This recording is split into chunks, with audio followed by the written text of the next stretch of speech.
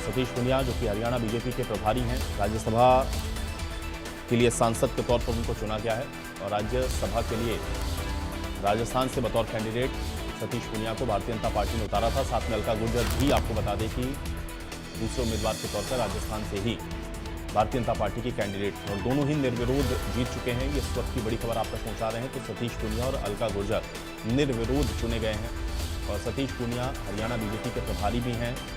अब वो राज्यसभा के सांसद भी चुने गए हैं। तो ये बड़ी खबर आप तक पहुंचा रहे हैं, इस वक्त की बड़ी और अहम जानकारी। तो सतीश पूनिया अब राज्यसभा सांसद हैं और निर्विरोध आपको बता दें कि वो चुने गए और साथ में अलका गुर्जर भी निर्विरोध चुनी गई हैं। ये दोनों ही कैंडिडेट निर्विरोध चुन लिए गए हैं। ये बड़ी खबर आप तक पहुंचा रहे हैं और इनपुट हेड दीपक मेरे साथ जुड़ रहे हैं जानकारी के साथ। दीपक, राजस्थान से बतौर राज्यसभा उम्मीदवार सतीश पूनिया निर्विरोध चुन लिए गए हैं, साथ में अलका गुर्जर भी चुनी गई हैं, क्या जानकारी? जी बिल्कुल, राज्यसभा चुनावों को लेकर के लगातार जो हाल ही बीते दिनों में देखा था, तमाम पार्टियों ने अपने उम्मीदवारों के नामों का ऐलान किया था। नामांकन का दौर था और नामांकन के दौर के बाद आज अगर बात करें तो छटनी के बाद नामांकन वापस लेने की अंतिम तारीख थी। उसके बाद नामांकन के सबके चेक भी हुए थे।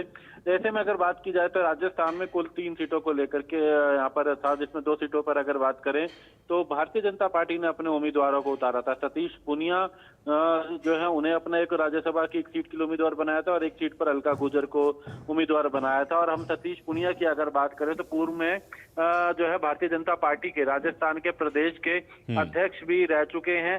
हाल ही में अगर बात करें तो वो हरियाणा भाजपा के प्रभारी हैं डॉक्टर सतीश पूनिया और उन्होंने बाकायदा नामांकन भी भरा था, लेकिन उनके सामने क्योंकि किसी और ने राज्यसभा चुनाव के लिए नामांकन नहीं भरा और संख्या बल के आधार पर भी बात की जाए, जो संख्या बल है वो भारतीय जनता पार्टी के पास था। यही कारण था कि किसी और पार्टी ने अपना उम्मीदवार उनके सामने नहीं उतारा और जब किसी पार्टी ने उम्मीदवार नहीं उतारा है तो नाम वापस लेने के बाद जब अंतिम तारीख हुई तब तमाम से गुटनी हुई, नाम छटनी हुई।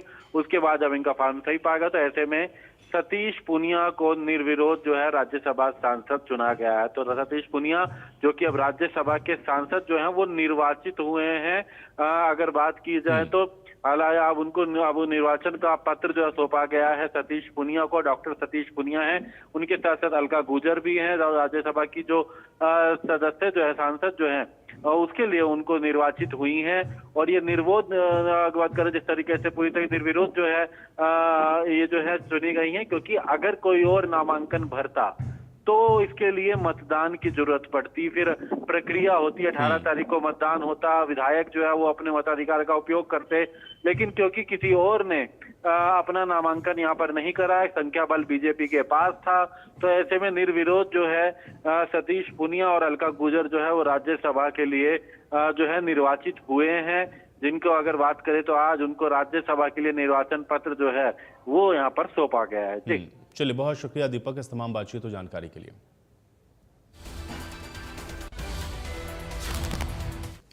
चलिए बढ़ेंगे आगे। खबर है चंडीगढ़ से। मुख्यमंत्री नायब सिंह सैनी ने अपना वादा निभाया है और 8वीं कक्षा के पाठ्यक्रम में सिख गुरुओं